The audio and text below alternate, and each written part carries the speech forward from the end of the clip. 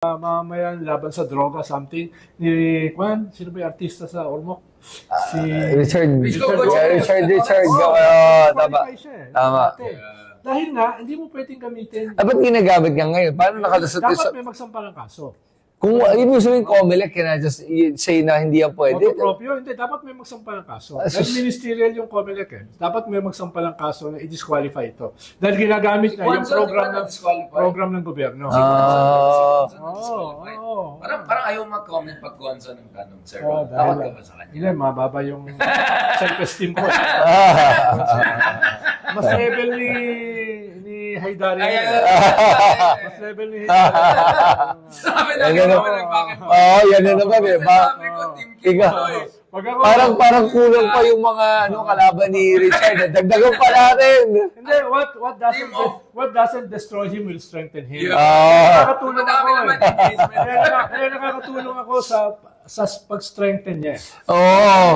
Imagine mo kung makikipag-away siya tapos hindi siya na-test sa mga banat ko sa kanya.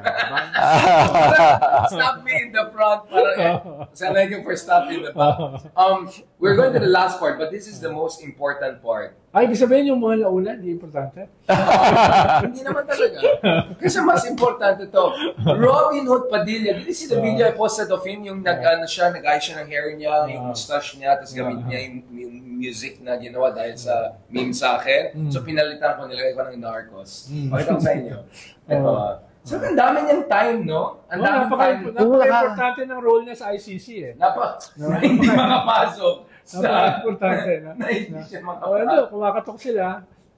Talo ko ba sila? Ako nakapasok ako sa ICC eh. Yun, no? Daming time, no? Yun, no? That's it.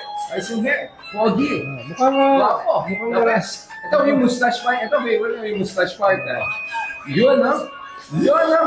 Yun! Daming oras na. Yan ang kanyang claim to... sabihin ko sana, claim to fame. Yan claim to claim to infamy. Yan. Pero sa totoo lang, kung magkakalat ka rin sa Senate, wag ka na umuwi doon. Napaka-compelling, napaka-defining, napaka-significant ng kanyang role doon eh. So you think if you were in the second hearing, he could have saved it? Pero ngayon kasi, international man of mystery siya. Yun. Dahil mysterious yung kanyang role. Walang may alam. Kahit siya hindi niya alam eh. Mysterious. Sabi niya, magsaludo siya kay Duterte. Bayani ka. May nagsabi, ex-con loves future con. Alam mo, nagtataka nga ako dito. Di ba pag senador ka, kailangan ka magpaalam kung gusto mong recess eh. Dahil recess ngayon. Magpapaalam ka pa rin. No? Hindi, kailangan may permit ka. Galing sa Malacanang. Pero ang claim niya, recess yan eh. Ay, sus Mariosep talaga. Kahit naman hindi recess, kaya pa rin ginagawa niya. Oo nga, sabagay. Oo nga, wala din naman sa silbi talaga eh. Sayang sa oras, sayang sa pera. Talagang eh. At least, hindi siya gumagamit ng glutathione ngayon. Ayun. Speaking of glutathione, ano man sabi natin kay Harry Roque na sinasabi niya colonizer, Western colonizers ang Netherlands, sabay nag-apply siya ng asylum. Hindi, si Harry naman, naman nag-enjoy siya being a contradiction. Hindi ko lang alam kung contradiction din si Mr. Supranational. Ayun. I think very smooth po smooth. Pero, ayun, calculation niya, dahil matagal yung process ng asylum, 43,000 kasi yung applicants eh. Oh my God, habang pila niya. Ang tingin niya, baka hindi siya palisin habang siya ay applicant.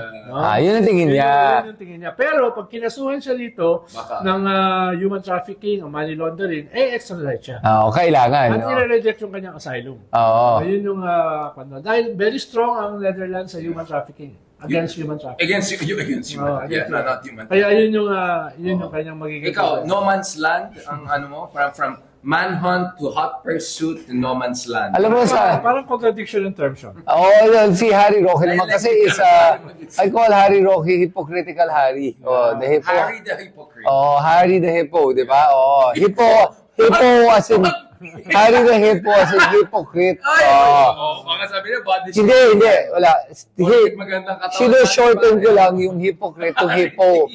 Para lang maintindihan ng tao na si Harry talaga, malala yung mga binabanggit niya ngayon at yung mga Kasi isipin mo yun nga, no? Gusto niya ng asylum. Yet at the same time, yung sabi niya, sovereignty issue, mga ganon. Tapos hindi gumagana yung ating judicial system. Pag nagsalita siya, parang presidential spokesman pa rin, we call on the government of Qatar. Pero ina-exepera na yun ng hindi ng mga Duterte. Ayaw naman siya. Parang kumbaga siya yung tumatakol at aso na, tabi ka nga dyan, ang kulit na to eh. Habang panahon, sinasabi niya, siya lang ang pwede mag-represent kay Digong sa ICC. Tapos hindi. Siya lang ang accredited. Hindi pala siya kukunin. At ang nakakatawa pa dito, pinagtatawanan pa siya ni Panelo. Yun ang nakakatawa. Let's talk about Sino? Harry? Let's talk about Panelo. Kasi si Panelo is having his moment, right? But si Amy, binabanatan niya. Binabanatan niya si Amy. Binabanatan niya. Dati pa yun. Sila ni Baste. Yeah, but I like that. I mean, in fairness kay Panelo, he's playing his cards well now, no? Sabi na kay Amy. Lokohin mo lelang mo. Lokohin mo lelong mo. Ganun. Panalo siya sa akin. Okay na. Parang siya nandito sa mall namin. Talaga? Biro mo, nagmumukha siyang legal baka luminary. nandyan na siya. Di ba? Baka Raul Pangalangan, Ruben Carranza, Justice Ascuna, Justice Carpio, yung mga katapat niya, di ba? Tapos siya, sa kabila, siya yung legal luminary. Diba? Hindi ko nga alam kung anong kaso hinawakan niya. Ayun. Or kung may nagpahawak ng kaso sa kanya. Ay, hindi, marami. Yung mga Ampatuan, yung mga Mayor Sanchez. Scraping the bottom down dyan, yung wala ka ng choice.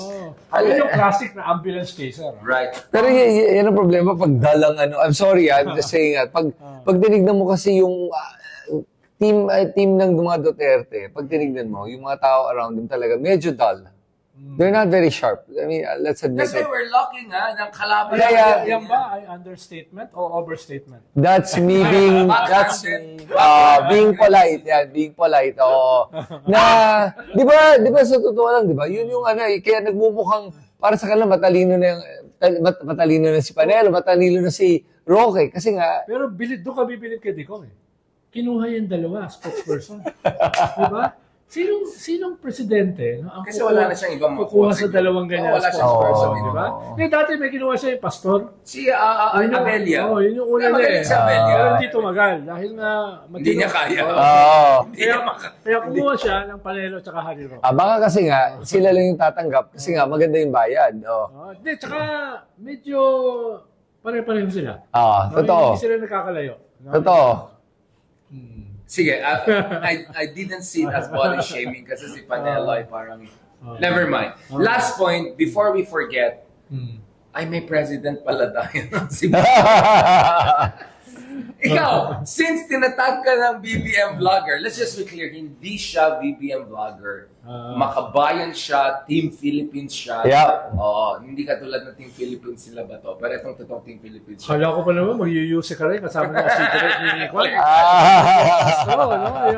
Mag-show na kayo, Chris Sinclair. Chris Sinclair.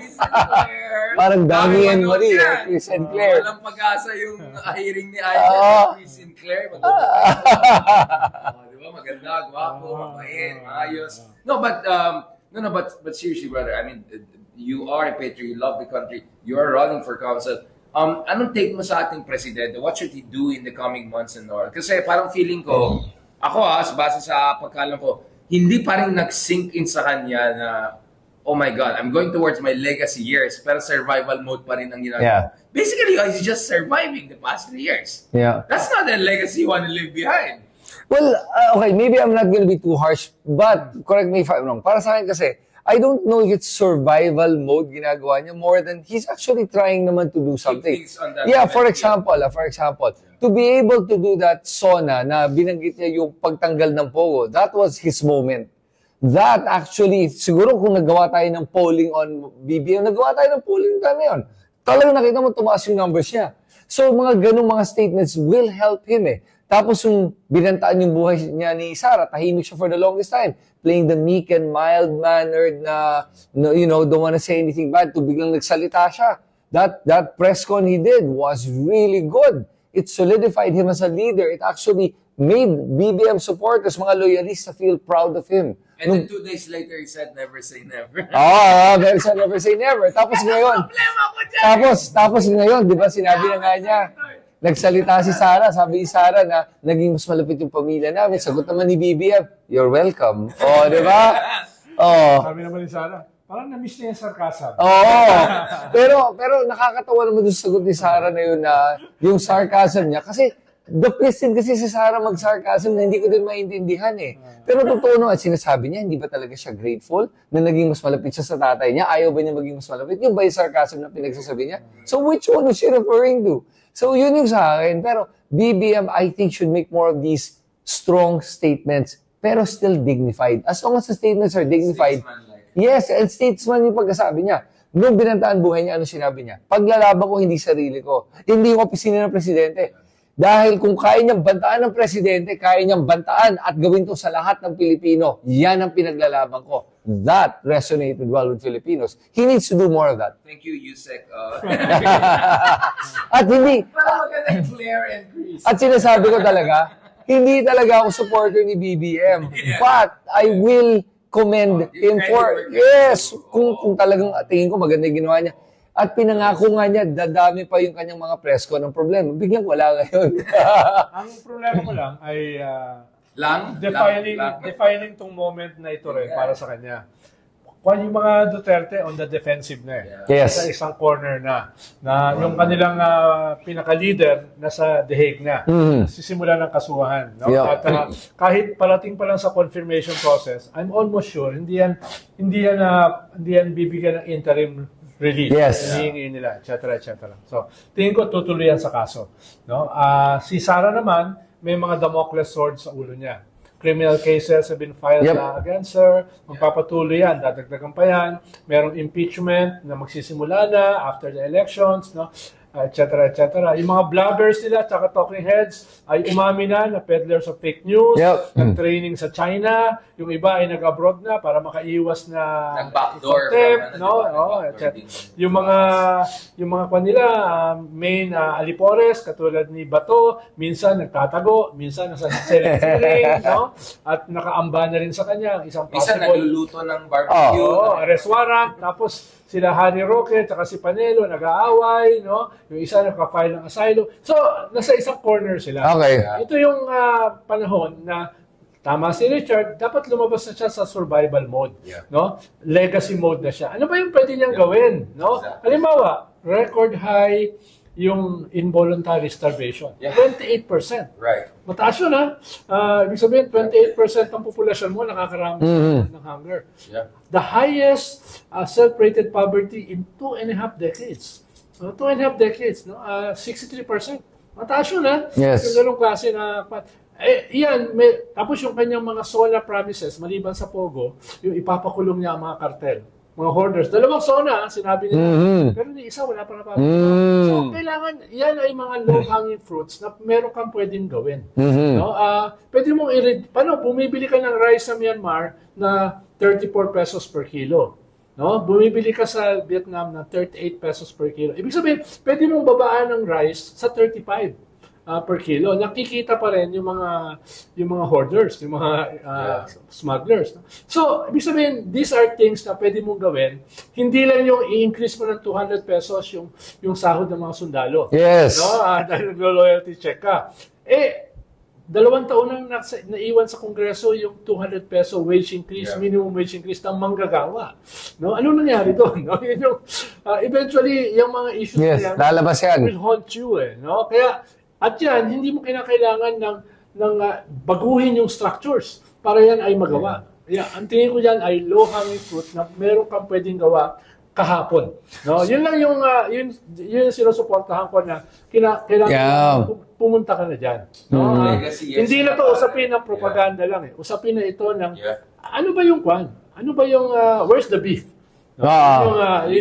Pero tingin ko lang, baka siguro hindi pa nabibigyan na masyadong linaw nabibigyan importansya yung issue na yun ng media, social media. Hindi natin masyadong napag-uusapan yun if you think about it. I proposed to him. Let's do a podcast, 2 hours. Let's meet my name, sit down, let's have a conversation. Lay out, what is your vision? Yeah. Because all I see is like, puro away Duterte. I think he has to have a proper sit down. like relax, Okay. Hindi yung perfect me, baka magkamali ako. No, like chill lang, let us sit down. I said, I'm willing. Let's do 2 hours of legit conversation.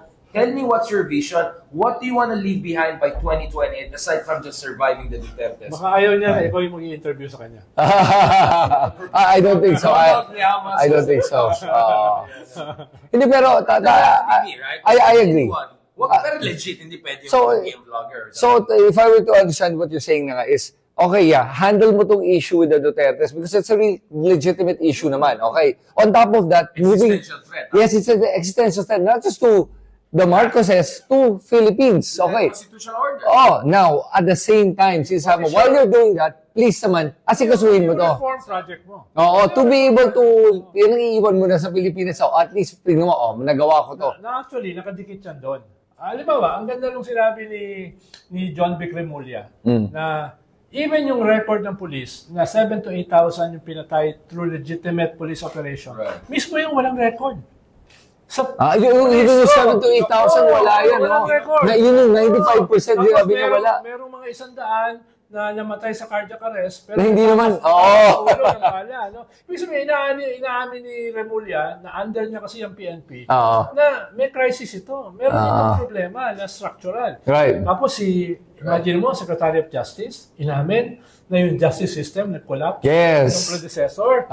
So, ano yun? Kung inaamin niya lang ang mga key cabinet secretaries mo, anong gagawin ngayon ng gobyerno? Exactly. No? So, inamin Inamin yung structural problem. So they have to do something about the so justice they have, system dahil reform. the very fact na inamin, no, doon sa first Senate hearing, dapat meron kang gagawin. Ipapakita mo na ito ay gagawin, aayusin ko. Itong mga pulis na ito, papakulong ko. Dahil silang pulis pa nakakulong? 10. No? Yeah, oo nga, ang konti lang. No? So, yun yung mga reforms na inamin na ng iyong cabinet secretaries na meron kang dapat gawin. No? Halimbawa, itong Secretary of Agriculture mo na walang kwenta. No? Alam mo ba, yung Agriculture Secretary? Classmate yun. Anong gagawin mo dyan? Bar na lang. Negative ang growth rate ng agriculture. Yeah. No? Binabatak pababa yung total growth rate mo. Tuna kasi expert. Tapos ang sasabihin, dapat ang SRP ng rice ay 58 pesos. Nabili mo yung rice sa Myanmar ng 34, nabili mo yung rice ng 38 sa Vietnam. Bakit 58? Alam mo, yun yung mga ganun na mga basic ba? sana talaga kasi pumili na lang siya ng Agriculture Secretary na talagang may alam sa agriculture. na talagang totoong para Palisakan sana. Pero yung pagbigay kasi dito kay Laurel, ano yan Thunder yan exactly. Ano to, reward to di ba? Yun ang problema. Sana... But that is a prize, di ba? Initially, BBM was the secretary because he realized it was an important thing. Yung first speech niya sa SONA. So that should have gone to someone who really knows his job and really can do something about it among others. Ako, ang pagkaalam ko, BBM is still hoping na yung mga projects na ginagawa niya na lumalabas, I don't know, from PC or whatever. But that's not gonna make an impact. You should go to mainstream media, social media. Tingnan mo yung launching ng PDP Laban campaign sa Club Pilipino. Ano yung kanilang tira? No? Bigas, petty crime, no? crime palagi naman employment. No? Yun yung tira. Ibig sabihin, alam nila yung weaknesses at vulnerabilities ng gobyerno. Yun ang pupuntirehin nila. Na pwedeng gawin ng gobyerno na bago pa yon nangyari, ay binigyan na nila ng indicative solution. Hindi sila sabing full solution. Indicative. But with regards to crime naman, bumaba naman talaga yung krimen At nasolusyon na naman nila kahit paano Tumaas ang petty crime. Yun yung problema. Yung petty crime. Yeah, yung non-index crime. Yun ang tumaas. Usually, nararamdaman ng tao Yung pickpocket, yung nakawan ng cellphone, yung nakawan ng, ano ba yun? Yung ilaw, yung palmo, yung side mirror. Gives a sense of chaos and disorder. Yun yung nararamdaman ng mga karaniwan tao. Pero EJK dun sa gilid na hindi katamay, biglang hindi pala nararamdaman. Very ironic, di ba? Parang homicide, parang okay na, naging... Okay lang, pero pag petty crime... masama yan. May kilala ko, 2 driver na nakawan ng cellphone, no? Yung ganyan. Tapos, may kilala ko na 4 na nakawan ng side mirror, no? Yung mga ganun ba na... dumadami yun. Dati hindi ko naririnig yun, Yun yung... yun yung mga indicative na... So, my interview with Yusek Claire was really, is there a destabilization plot by the Dutertes? Because all of this, There always is. no, kasama dyan itong in-emphasize na hindi lang snatching, may drugs, gano'n. Yung mga pinsan ko sa Europe, pinsan, balik ako, ang gulo na naman dyan. Sabi ko, ano mga pinapanood mo? Ganon yung line nila. Of course, may level ng propaganda. Yeah, exactly. Yeah, meron daw, may mga lumalabas na video na, stage daw yung iba. I'm sure. I won't be surprised. Hindi ako magugulat. Na sinadya nila, sabi, tingnan mo yung krimen ngayon, pero parang, saan galing yun, gano'n. So, they magnify the issue and amplify to make it look like it's more than it really is. Ito yung nangyaring road rage. So, kalat yan. Tapos sabi, tingnan mo Pilipinas ngayon. Sa kwan.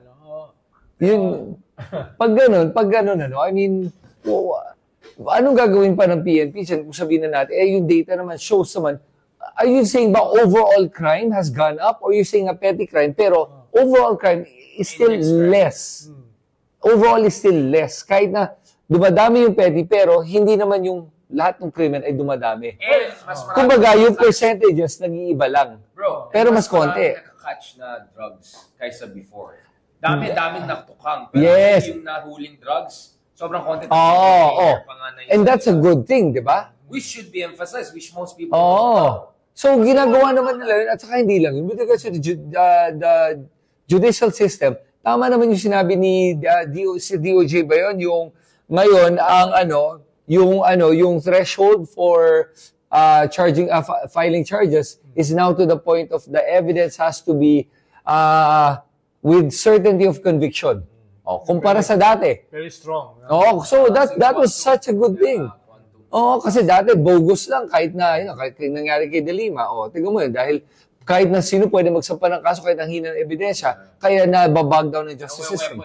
Yes, ngayon, because of this is a good thing, and this improved the judicial system. Yes, so that is under Marcos's administration, and they have to highlight a lot of these things. So, may nagagawa naman tama, pero syempre, marami pang pwedeng gawing tama. And I think 3 years ago, I think if nakikinig siya sa mga tulad niyo, tulad ni Ronald, kaya pa yon. Si Ronald, ako na lang. Siya na lang. Last point, like third last point. If you're BBM now, do you feel good about US? Kasi Hackset came here, a lot of new defense deals. Nothing about ICC yet, criticism, if anything, baka supportive pang US. Actually, they're supportive. And then Marco Rubio is coming soon. There's an invitation to the White House. That matters, right? That the superpower, the most powerful country in the world, even though tinatarif ka to nowhere, still, security-wise, is with you.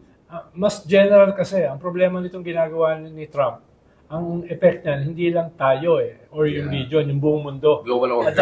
At dahil yung ating supply chains, dahil yung ating integration, rightly or wrongly, sa global system, ay tatamaan pa rin tayo. No? Ang tanong na lang dyan ay gaano katindi yung tama sa atin. No? Unintended consequences. Yeah. Well, regarding yung policy niya rito sa region at saka sa Pilipinas, depende yan sa resulta ng power struggle sa cabinet ni Trump.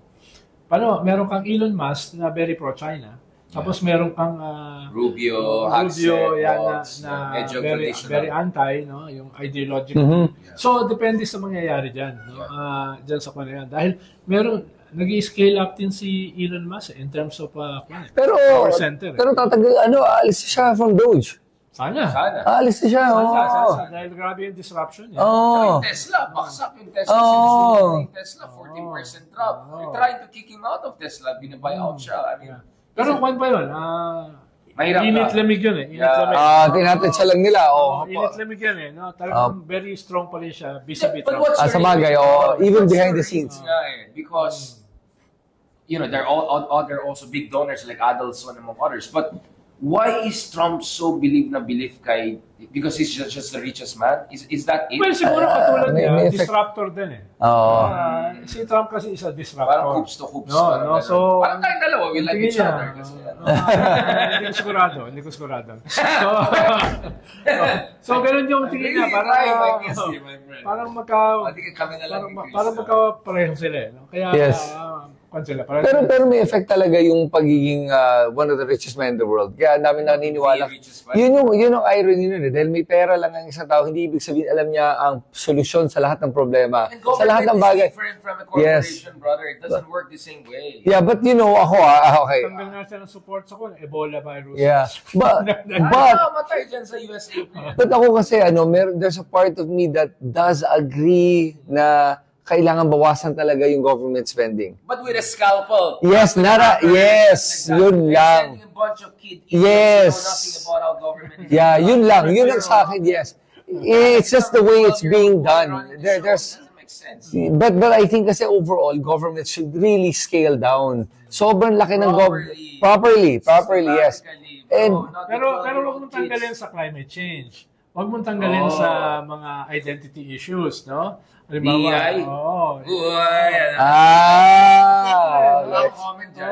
Yung Supreme Court nag-ruling na-approve niya na yan. Affirmative action. Pero in this day and age, sasabihin ng presidente na dalawa lang ang sex, lalaki at saka babae. Tapos lahat ng mga funding para dun sa tumutulong dyan sa identity issues na yan, LGBTQI, race, etc., tatanggalan mo, no? So, hindi na lang ako magsalita. Pero magandang usapan yan para sa ibang sa ibang episode, magandang usapan yan. Pero syempre, on the record na lang natin.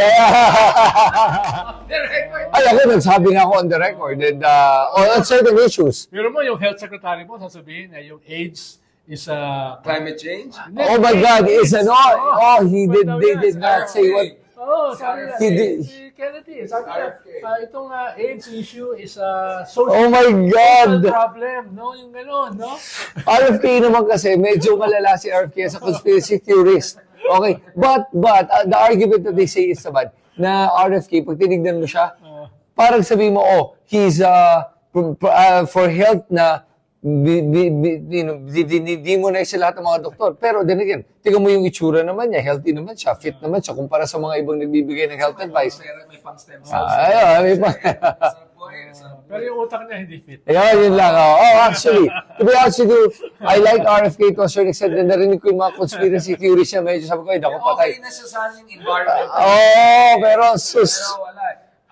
For me, at least, hindi wala siyang signal chat group because I'm worried yung signal chat niya, baka kung ano-anong nasi-share niya. Parang kila Hackset. At least kay Hackset, war plan lang. Si RFK, iba yung masi-share niya. Baka lumabas that the earth is flat talaga, no? Alam mo naman siya. Age is a social disease. Alright. On that very healthy note, bago mag-break out ang measles and all of the medieval diseases in the US and the world, we wish the best for Team Donald Trump. Happy Liberation Day. Happy Liberation Day. We also wish the best dun sa kanyang mga supporters na tatamaan ng 34% tax by China. And wish the best dun sa kanyang big tech titan friends na tatamaan ng big time ng European Union. In the meantime, good luck sa Philippines. Good luck kay hindi pa nahuli si Bintag. Bantag. Good luck kay General Torres. Sana naman uliin din yung mga iba dyan. I mean, grabe naman. At sabi ni Ambassador ni Jesus Christ, si Senator Alan Peter, ay hihingi nila kay General Torres na isabpina yung kanyang sarili. Right. Good luck na rin kay Senator Cayetana dun sa kanyang everlasting dream to become the President of the Philippines, which is as likely as Jesus Padera's plans after his next microblading Fashion Week event. On that note, thank you very much, gentlemen. Maraming salamat, Sir Ronald, na hindi naman 95%, 5%. Mukhang medyo balance tayo, no? Medyo 60%, 30%. 30%, yeah.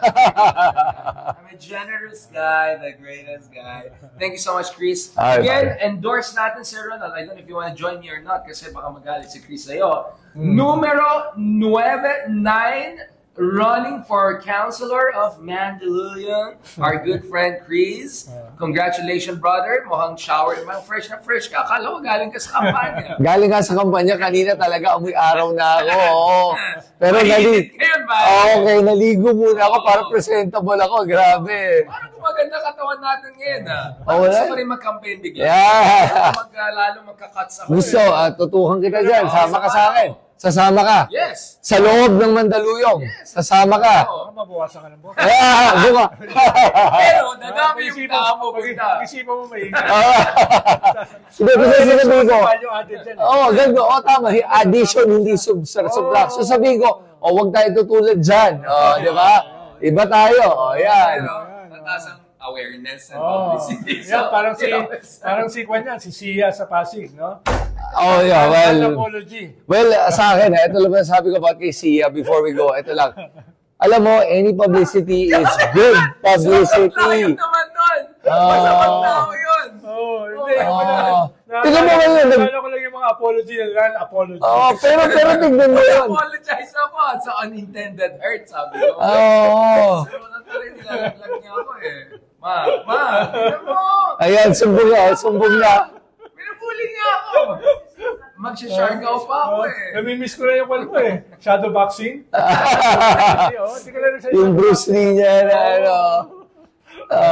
You were saying, brother, yung kay Sia. No, sasabihin ko lang about kay Sia, yung na kahit na anong publicity is good publicity, kahit anong nangyari sa'yo, yung sa sub-Saharan mo, kahit na paano, I was not ashamed. no. It was taken out of context. Yes, exactly. Pero the fact na binash ka noon at siniraan ka at lahat ginawa, sumikat ka pa rin. Etong si Sia, kahit pa paano, tignan mo, Karen Davila nagsalita. Lahat nagsalita na, tapos nagpa-presscon pa, ang dami nakinig, lalo nakilala siya. Ang nakakatakot dito, baka manal, paano kung biglang, hindi naman pinakinggan yung nangyari, nakilala lang pangalan, biglang nanalo to. Then that just proves to you that any publicity, good or bad, is still publicity, and that is the way to stand out in a race na ang daming tumatakbo. Ang kaibahan kasi, you release a sex scandal or something? No, I'm not. I'm not gonna dance. I'm not gonna ang sing. kaibahan kasi kay Richard, di siya kandidato. Oo. So yung notoriety niya, pace. yung kay Sia, two-edged yan eh.